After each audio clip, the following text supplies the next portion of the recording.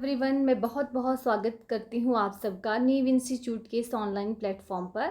जैसा कि आप सभी अपनी स्क्रीन पर देख रहे हैं, मिशन HPSSC। ठीक है, तो मिशन HPSSC के बारे में बताने से पहले मैं बता दूं कि आज हम जो है अपनी केमिस्ट्री की क्लास में इक्विलिब्रियम कांस्टेंट के बारे में पढ़ेंगे कि उसके क्या यूनिट्स होते हैं और उसको जो है हम जो है वो किस तरह से लिखते हैं जब molar concentration of pure solid और प्योर लिक्विड वहाँ पे आते हैं। तो अपनी क्लास में चलने से पहले मैं आपको नीव इंस्टीट्यूट के बारे में बता दूं। जैसा कि आप सभी अपनी स्क्रीन पर देख रहे हैं, मिशन HPSSC। मिशन HPSSC का मतलब है कि नीव institute Himachal Pradesh staff selection commission और बोर्ड के अंडर आने वाले डिफरेंट कॉम्पिटिटिव एग्जाम की ऑनलाइन और ऑफलाइन कोचिंग प्रोवाइड करता है। इस सेशन में मैं स्पेशली बात कर रही हूँ हमारे HP टेट के बैच के बारे में। तो नीव इंस्टीट्यूट ने HP टेट की तीनों स्ट्रीम्स आर्ट्स, मेडिकल और नॉन मेडिकल के लिए जो है वो ऑनलाइन क्लासेस स्टार्ट कर दी हैं। अगर आप भी हमारे ऑनलाइन कोर्स में शामिल होना चाहते हैं तो गूगल प्ले स्टोर पर जाइए, नीव इंस्टीट्यूट लिखिए, वहाँ आपको इस तरह का आइकन देखने को मिलेगा। उसको इंस्टॉल कीजिए और अपनी ऑनलाइन क्लास बुक करवाने के लिए हमारे फ़ोन नंबर 9459802085 पर कॉल करके जो है वो आप अपनी ऑनलाइन क्लास जो है वो बुक करवा सकते हैं। इसके अलावा मैं आपको बता दूं कि नीव इंस्टीट्यूट ज्वाइन करने में आपके क्या क्या बेनिफिट्स हैं। Benefits in are online and offline classes. सबसे पहला बेनिफिट जो आपको मिलेगा वो है 1 वीक डेमो फ्री, जो हमारी ऑनलाइन और ऑफलाइन बोथ क्लासेस में रहता है। अगर आप नीव इंस्टीट्यूट ज्वाइन करने में इंटरेस्टेड हैं तो 1 वीक तक हम आपको फ्री डेमो देंगे ताकि आप डेमो क्लासेस में एनालाइज कर पाएँ कि क्या टीचर यहाँ पे कैपेबल हैं आपको आपके टेस्ट के अकॉर्डिंग, एग्ज़ाम के अकॉर्डिंग प्रेपरेशन करवाने में। क्या एक हफ़्ता जब आप यहाँ पढ़ते हैं तो क्या आपको उसका फ़ायदा मिलता है या नहीं, ये सभी एनालाइज करके आप जो है वो फ़ीस डिपॉजिट करके जो है वो हमारे both online and offline courses में शामिल हो सकते हैं। इसके अलावा daily classes, weekly test and quizzes and doubt removal session भी जो है वो रहता है। इसके अलावा सबसे इम्पॉर्टेंट चीज़ एक और है, वो है 20% डिस्काउंट फॉर BPL स्टूडेंट्स। हमने जो है वो, अगर मैं आपको बताऊं कि स्पेशली जो हमारी HP टेट की फ़ीस है वो है 1999 रुपीज़, और इस फीस में भी जो है वो हम 20% डिस्काउंट दे रहे हैं BPL स्टूडेंट्स को, ताकि वो अपनी पढ़ाई जो है वो रेगुलर रूप से कर सकें। HP टेट में जो है वो केमिस्ट्री एंड बायोलॉजी का पोर्शन जो है वो मेरे पास रहेगा। तो चलिए चलते हैं अपनी केमिस्ट्री की क्लास में। Characteristics for equilibrium constant. Equilibrium constant के क्या कैरेक्टरिस्टिक्स हैं? सबसे पहले आपको पता है इक्विलिब्रियम क्या होता है। जब एक रिएक्टेंट जो है वो प्रोडक्ट में चेंज होता है, ठीक है, तो उनके बीच में जो है वो इक्विलिब्रियम जो है वो मेंटेन हो जाता है। जो प्रोडक्ट है वो भी रिएक्टेंट में जो है वो चेंज होने लगता है। इसको बोलते हैं हम इक्विलिब्रियम, ठीक है। और इक्विलिब्रियम को हम KC, इक्विलिब्रियम कांस्टेंट से जो है वो डिनोट करते हैं। अब हम देखेंगे एक और बात है कि इक्विलिब्रियम जो है वो डायनामिक होता है। डायनामिक का मतलब है कि आप A और B, रिएक्टेंट एंड प्रोडक्ट, दोनों जो है वो आपस में इक्विलिब्रियम में हैं। मतलब रिएक्शन स्टॉप नहीं हुई है। A चेंज हो रहा है B में और B चेंज हो रहा है A में। मतलब जितने रिएक्टेंट प्रोडक्ट में चेंज हो रहे हैं उतने ही प्रोडक्ट रिएक्टेंट में चेंज हो रहे हैं। तो इक्विलिब्रियम जो है वो मेंटेन है। तो ये डायनामिक होता है, अंदर प्रोसेस चलती रहती है, लेकिन इक्विलिब्रियम जो है वो मेंटेन होता है। जैसे 0 डिग्री सेल्सियस पे जो है वो जितनी मेल्टिंग पॉइंट है आइस का, जितनी आइस मेल्ट करती है उतनी ही फ्रीज होती है, ठीक है। तो 0 डिग्री सेल्सियस पे जो आइस एंड वाटर है वो इक्विलिब्रियम में होते हैं। अब है characteristics for equilibrium constant. The value of equilibrium constant for a reaction is constant at a given temperature and changes with change in a temperature. देखिए, जो वैल्यू है इक्विलिब्रियम कांस्टेंट की, ठीक है, एट ए गिवन टेम्परेचर पर वो जो है वो कांस्टेंट होती है। जैसे हम टेम्परेचर चेंज करें, इक्विलिब्रियम कांस्टेंट की वैल्यू भी जो है वो चेंज होती है।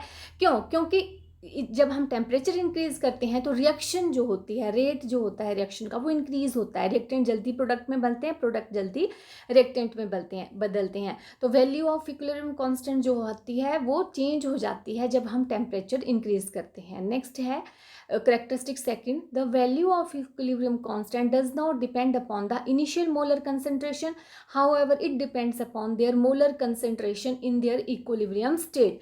देखिए, जो equilibrium constant है उसकी वैल्यू जो है वो इनिशियल मोलर कंसंट्रेशन पे जो है वो नहीं डिपेंड करती है, ठीक है, कि इनिशियल में जो है वो हमारे पास रिएक्टेंट कितने हैं उस पर डिपेंड नहीं करती है, वो डिपेंड करती है मोलर कंसंट्रेशन जो होती है वो इक्विलिब्रियम स्टेट में कितनी होती है, ठीक है, कि जैसे ए चेंज हो रहा है बी में, बी चेंज हो रहा है ए में, तो ए और बी के बीच में कोई इक्विलिब्रियम बन रहा है, तो value of equilibrium constant depend करेगी जब molar concentration of A and B, और शुरू में मतलब ये डिपेंड नहीं करेगी रिएक्टेंट और प्रोडक्ट पर, मतलब इनिशियल पे नहीं करेगी, जब इक्विलिब्रियम मेंटेन हो जाएगा तभी जो है वो वैल्यू ऑफ इक्विलिब्रियम कांस्टेंट जो है वो डेजिग्नेट की जाएगी, ठीक है।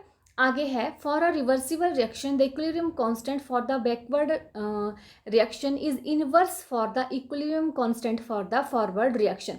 रिवर्स रिएक्शन के लिए इक्विलिब्रियम कांस्टेंट जो होता है, ठीक है, जो रिवर्स रिएक्शन होती है वो कौन सी होती है, जैसे ए चेंज हो रहे हैं आपके बी में, ये है फॉरवर्ड रिएक्शन, और बी चेंज हो रहा है आपका ए में, दैट इज बैकवर्ड रिएक्शन, और इक्विलिब्रियम मेंटेन होता है तो हम इसको इस तरह से लिखते हैं। तो ये बोलता है कि for a reversible reaction the equilibrium constant for the backward is inverse of the equilibrium constant for the forward reaction, कि जो बैकवर्ड रिएक्शन है जहाँ प्रोडक्ट जो है वो रिएक्टेंट में चेंज हो रहे हैं वहाँ इक्विलिब्रियम कांस्टेंट जो है वो डिपेंड करता है reverse inverse of forward reaction की, फॉरवर्ड रिएक्शन का उल्टा। जैसे मान लो फॉरवर्ड रिएक्शन में इक्विलिब्रियम कांस्टेंट की वैल्यू 1 है तो इनवर्स या बैकवर्ड रिएक्शन में वो हो जाएगी इनवर्स ऑफ फॉरवर्ड रिएक्शन 1/2। तो देखिए अब देखते हैं हम, for example if the equilibrium constant for the reaction between gaseous hydrogen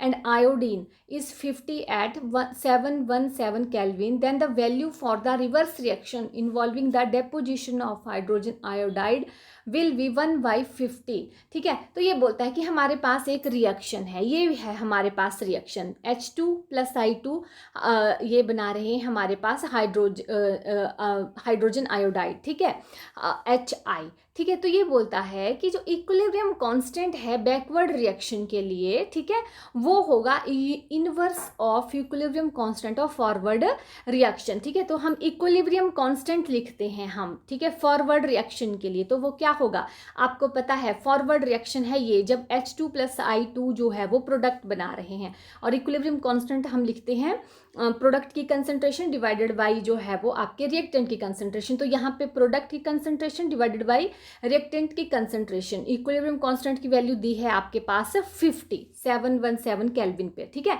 अब ये बोलता है कि बैकवर्ड रिएक्शन में जो है वो इक्विलिब्रियम कांस्टेंट की वैल्यू क्या होगी, तो बैकवर्ड रिएक्शन क्या होगी आपकी, जब 2HI जो है वो डिकम्पोज होगा H2 और I2 में, ठीक है, वो होगी बैकवर्ड रिएक्शन। तो इक्विलिब्रियम कांस्टेंट की वैल्यू फॉर बैकवर्ड रिएक्शन जो है वो इनवर्स होती है फॉरवर्ड रिएक्शन के। तो यहाँ पे एग्जांपल दिया है, ये है आपकी बैकवर्ड रिएक्शन 2HI, ये चेंज हो रहा है H2 और I2 में, ठीक है। फॉरवर्ड रिएक्शन में ये है वैल्यू आपकी 50, ठीक है, लेकिन बैकवर्ड में जो है वो अब उल्टा होगा, फॉरवर्ड में H2 और I2 2HI बनाएंगे और बैकवर्ड में H2 और I2 जो है वो 2HI बनाएंगे। तो इसके लिए इक्विलिब्रियम कांस्टेंट क्या होगी, क्योंकि ये जो है अब ये बना रहा है तो ये आ गए आपके प्रोडक्ट, बैकवर्ड रिएक्शन है ना ये, तो यहाँ ये प्रोडक्ट है आपके, ये रिएक्टेंट है, तो प्रोडक्ट की कंसंट्रेशन डिवाइडेड बाय रिएक्टेंट की कंसंट्रेशन, और equilibrium constant for backward reaction क्या आता है, inverse of equilibrium constant for forward reaction. तो फॉरवर्ड रिएक्शन के लिए इक्विलिब्रियम कांस्टेंट 50 है तो बैकवर्ड के लिए आ जाएगा 1/50 = 0.02। तो इस तरह से equilibrium constant for backward reaction जो होता है वो इनवर्स होता है फॉरवर्ड रिएक्शन के।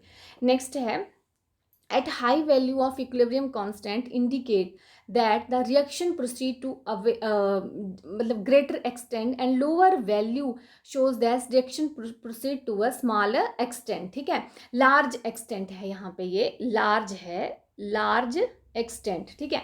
तो बोलता है कि हाई वैल्यू जो होती है इक्विलिब्रियम कांस्टेंट की, उसका मतलब होता है कि जो रिएक्शन है वो ज़्यादा प्रोसीड हुई है, ठीक है।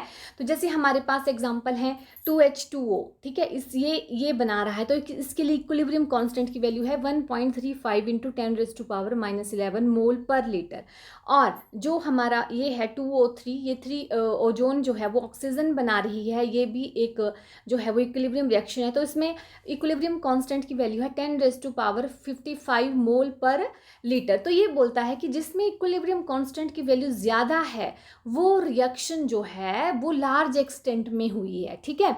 तो यहाँ पे मतलब ये हुआ कि यहाँ पे ये वैल्यू जो है वो ये वाली वैल्यू जो है वो ज़्यादा है। तो इसका मतलब अगर इन दो रिएक्शन का हम कंपैरिजन करें तो ये वाली वैल्यू ज़्यादा है इक्विलिब्रियम कांस्टेंट की इस वैल्यू के कंपैरिजन में, तो ये वाली रिएक्शन जो है वो ज़्यादा प्रोसीड हुई है इन दो रिएक्शन में। जहाँ इक्विलिब्रियम कांस्टेंट की वैल्यू ज़्यादा है वो रिएक्शन जो है वो ज़्यादा लार्ज अमाउंट में जो है वो हुई है, ठीक है। नेक्स्ट है आपका the value of equilibrium constant is independent of the presence of, ठीक है। यहाँ पे ये कुछ नहीं है, independent of the presence of और एब्सेंस ऑफ कैटालिस्ट, ठीक है। तो जो वैल्यू है इक्विलिब्रियम कांस्टेंट की वो जो आपका कैटालिस्ट है उसकी प्रेजेंस और एब्सेंस पर डिपेंड नहीं करती। Actually a catalyst influence the speed of both forward and backward reaction to the same extent and does not influence the value of equilibrium constant, ठीक है। तो जो आपकी इक्विलिब्रियम कांस्टेंट की वैल्यू है, आपसे क्वेश्चन में पूछें the value of equilibrium constant depend upon, सबसे पहले आपने देखा था टेम्परेचर, हाँ डिपेंड करती है, टेम्परेचर इंक्रीज करें तो इक्विलिब्रियम कांस्टेंट इंक्रीज होता है, ठीक है। तो यहाँ पूछे आपके कैटालिस्ट पे, तो कैटालिस्ट पे वो डिपेंड नहीं करती है क्योंकि जो है इक्विलिब्रियम कांस्टेंट वो इंडिपेंडेंट होता है प्रेजेंस और एब्सेंस ऑफ कैटालिस्ट के, क्योंकि वो सिर्फ स्पीड इंक्रीज करता है आपकी फॉरवर्ड एंड बैकवर्ड रिएक्शन की, और इक्विलिब्रियम कांस्टेंट जो है वो इंडिपेंडेंट होता है कैटालिस्ट के। आगे है the unit of equilibrium constant depend upon the units in which the concentration of different species are express, ठीक है। दो यूनिट ऑफ इक्विलिब्रियम कांस्टेंट आपको पता है, जब हम मोलर कंसंट्रेशन लेते हैं तो हम मोलर कंसंट्रेशन में उसको ब्रैकेट में लिखते हैं, ठीक है। और कई बार हम पार्शियल प्रेशर लेते हैं तो हम उसको पी से डिनोट करते हैं, तो वो कंसंट्रेशन पर डिपेंड करती है डिफरेंट स्पेसिस की। तो ये थे हमारे जो थे वो कैरेक्टरिस्टिक इक्विलिब्रियम कांस्टेंट। सबसे पहला कि value of equilibrium constant for a reaction is constant at a given temperature, कि किसी पर्टिकुलर टेम्परेचर पर इक्विलिब्रियम कांस्टेंट की वैल्यू कांस्टेंट है लेकिन चेंज होती है जब टेम्परेचर चेंज होता है। दूसरी, the value of equilibrium constant initial molar concentration पर डिपेंड नहीं करती है, वो डिपेंड करती है molar concentration at equilibrium state. Next है कि रिवर्सिबल और आपकी जो बैकवर्ड रिएक्शन है उसके लिए इक्विलिब्रियम की कांस्टेंट की वैल्यू जो है वो इनवर्स होती है फॉरवर्ड रिएक्शन के। जैसे यहाँ पे ये फॉरवर्ड रिएक्शन थी, ठीक है, H2 और I2 2HI बना रहे थे, इक्विलिब्रियम कांस्टेंट की वैल्यू 50 थी, लेकिन रिवर्स रिएक्शन में जब 2HI ने टूट के H2 और I2 बनाया तो वो हो गई आपकी 1/50। तो यूनिवर्स जो आपकी इक्विलिब्रियम कांस्टेंट है उसकी वैल्यू जो होती है वो इनवर्स फॉर बैकवर्ड रिएक्शन के लिए इनवर्स होती है फॉरवर्ड रिएक्शन के। नेक्स्ट है high value of equilibrium constant का मतलब होता है कि वो रिएक्शन जो है वो ज़्यादा हो रही है। जैसे यहाँ पे आपको दो रिएक्शन दी हैं तो इसमें से इक्विलिब्रियम कौन सी रिएक्शन जो है वो ज़्यादा हो रही है, वो रिएक्शन ज़्यादा होगी जिसमें इक्विलिब्रियम कांस्टेंट की वैल्यू ज़्यादा होगी। तो यहाँ पे इक्विलिब्रियम कांस्टेंट की वैल्यू ज़्यादा है उस रिएक्शन से, तो ये रिएक्शन जो है वो ज़्यादा हो रही है। नेक्स्ट है द वैल्यू ऑफ जो इक्विलिब्रियम कांस्टेंट है वो इंडिपेंडेंट है, मतलब वो डिपेंड नहीं करती प्रेजेंस और एब्सेंस ऑफ कैटालिस्ट, सिर्फ जो कैटालिस्ट हैं वो इंक्रीज करते हैं rate of reaction in both forward and backward reaction. और यूनिट ऑफ इक्विलिब्रियम कांस्टेंट जो होते हैं वो डिपेंड करते हैं in which the concentration of different species is taken. अगर हम उनको पार्शियल प्रेशर की टर्म में लेते हैं तो मैंने आपको बताया है इक्विलिब्रियम कांस्टेंट हम पी से डिनोट करते हैं, और मोलर कंसंट्रेशन लें तो ब्रैकेट लगा के कंसीडर करते हैं। नेक्स्ट है convention for writing expression for equilibrium constant, कि आपको इक्विलिब्रियम कांस्टेंट के लिए आपको वैल्यूज लिखनी है, ठीक है। तो आपको पता है इक्विलिब्रियम कांस्टेंट आप कैसे डिनोट करते हैं, ऊपर प्रोडक्ट नीचे रिएक्टेंट। तो आइए फर्स्ट पॉइंट देखते हैं। For a heterogeneous reaction by convention of pure solids and pure liquids are taken as one. मान आपके पास कोई हेट्रोजेनियस रिएक्शन है, मतलब कोई रिएक्शन हो रही है, ठीक है, कोई भी रिएक्शन है वहाँ इक्विलिब्रियम मेंटेन है, तो प्योर सॉलिड जहाँ प्योर सॉलिड होंगे और प्योर लिक्विड होंगे उनकी वैल्यू हम 1 पुट करेंगे। जैसे मान लो हमारे पास ये एग्जांपल है, कैल्शियम कार्बोनेट सॉलिड की फॉर्म है, वो बना रहा है आपका CaO क्विक लाइम। मैं आपको साथ में बता रही हूँ ये फॉर्मूले भी पेपर में पूछे जाते हैं, quick lime CaO plus CO2, ठीक है, ये एक रिएक्शन है, ठीक है। इसके लिए आपने इक्विलिब्रियम कांस्टेंट की वैल्यू सबसे पहले लिखनी है। तो आपको पता है Kc is equal to molar concentration of product divided by reactant, तो ये हैं आपके प्रोडक्ट CaO CO ब्रैकेट में CO2 एंड जो आपका रिएक्टेंट है वो नीचे CaCO3 सॉलिड, ठीक है।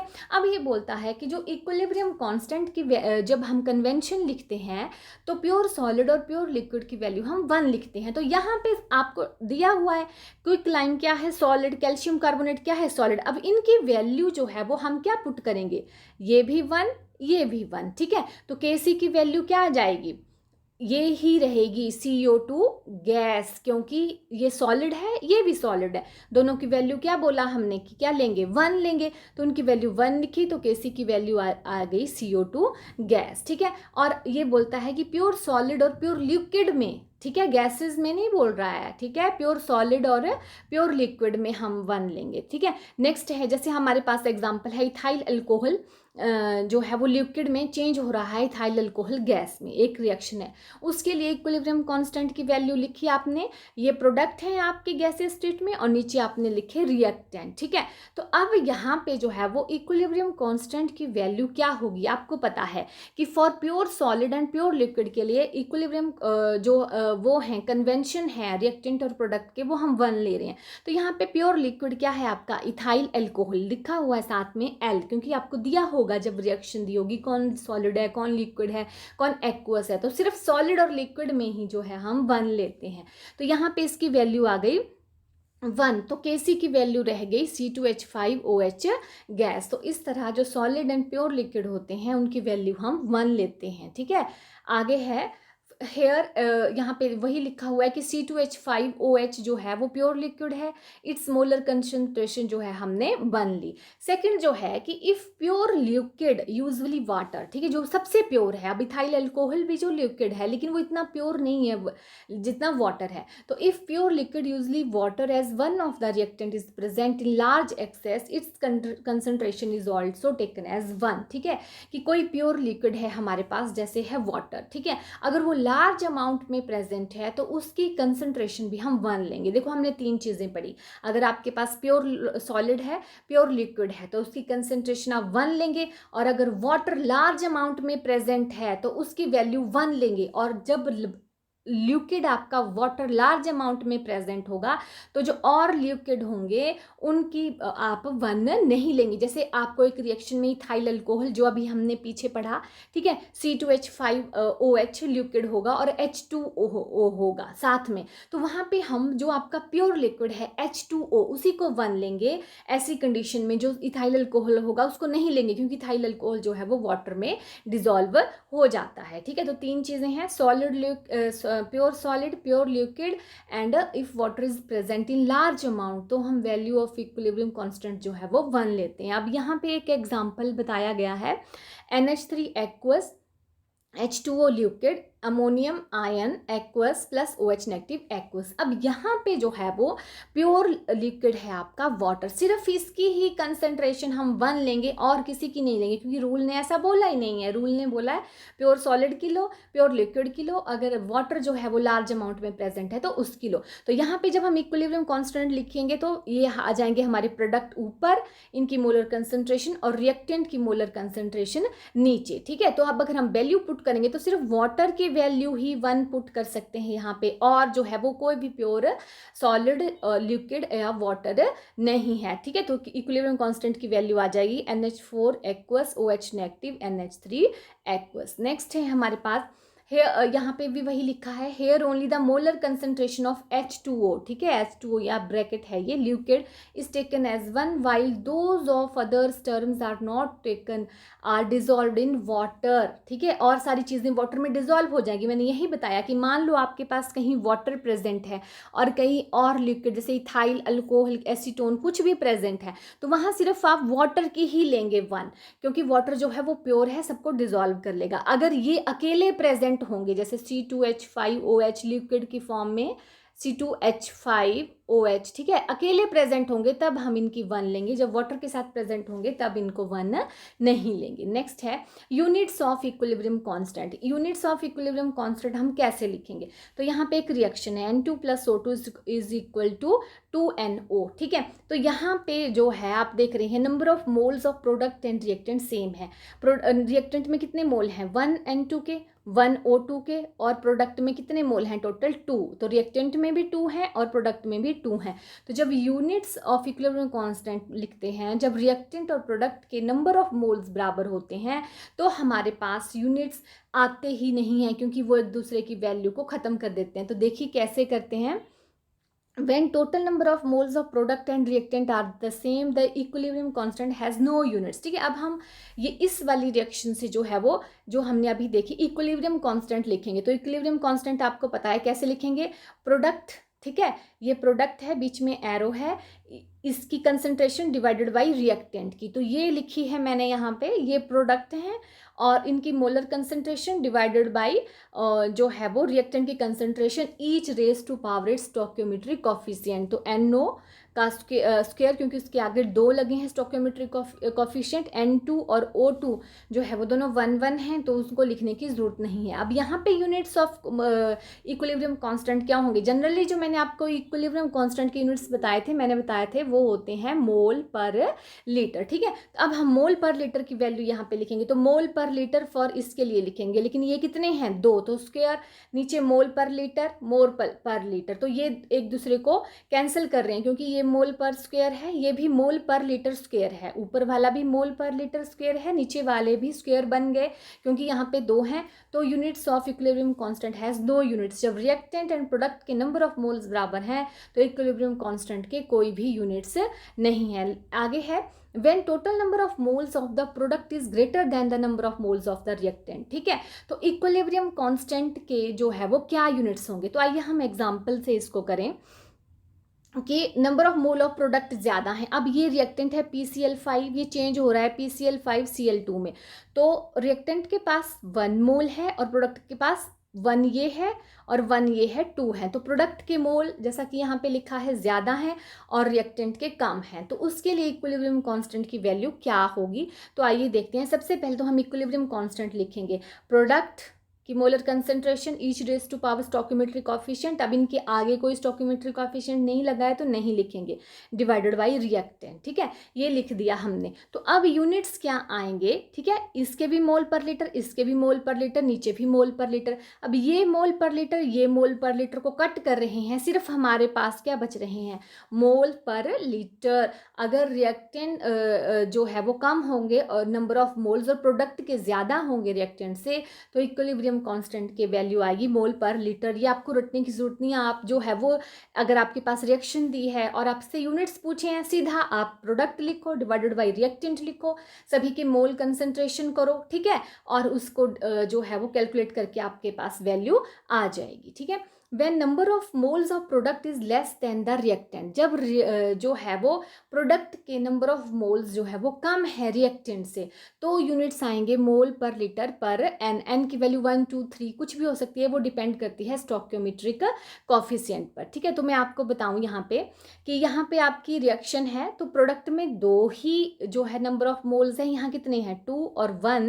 3 हैं। ठीक है, अब आप इक्विलिब्रियम कांस्टेंट लिखेंगे, तो पहले आप प्रोडक्ट की concentration SO3 gas each raise to power stoichiometric coefficient जो 2 है, ठीक है, नीचे आप लिखेंगे रिएक्टेंट्स, ठीक है, SO2 each raise to power इसका स्टोइकियोमेट्रिक कोफिशिएंट 2, और ऑक्सीजन, ठीक है, और इसके पास 1 है तो 1 लिखने की जरूरत हमें नहीं होती। अब हम इसके यूनिट्स लिखेंगे, तो यहाँ पे मोल पर लीटर, लेकिन स्क्वायर लगाएंगे क्योंकि ये स्क्वायर में है। ठीक है, नीचे भी स्क्वायर लगानी पड़ेगी उसको, तो आइए देखते कैसे लिखा हमने, मोल पर लीटर स्क्वायर, मोल पर लीटर स्क्वायर, मोल पर लीटर। अब ये मोल पर लीटर स्क्वायर तो एक दूसरे को कट कर रहे हैं, लेकिन हमारे पास क्या बच रहा है नीचे 1 अपॉन मोल पर लीटर, तो इसको हम ऊपर ले जाएंगे तो K की वैल्यू आ जाएगी मोल पर लीटर -1। तो इस तरह जो है वो हम यूनिट्स ऑफ इक्विलिब्रियम कांस्टेंट जो है वो लिखते हैं। अपने नेक्स्ट लेक्चर में मैं आपको ली चेटरेल प्रिंसिपल के बारे में बताऊंगी कि किस तरह रिएक्टेंट और प्रोडक्ट में नंबर ऑफ मोल्स, टेम्परेचर और डिफरेंट कंडीशंस जो है वो इंक्रीज डिक्रीज करती हैं, तो ली चेटलेयर प्रिंसिपल जो है वो कैसे बैलेंस करता है इक्विलिब्रियम को। तो आज के लिए इतना ही। Thank you and have a nice day.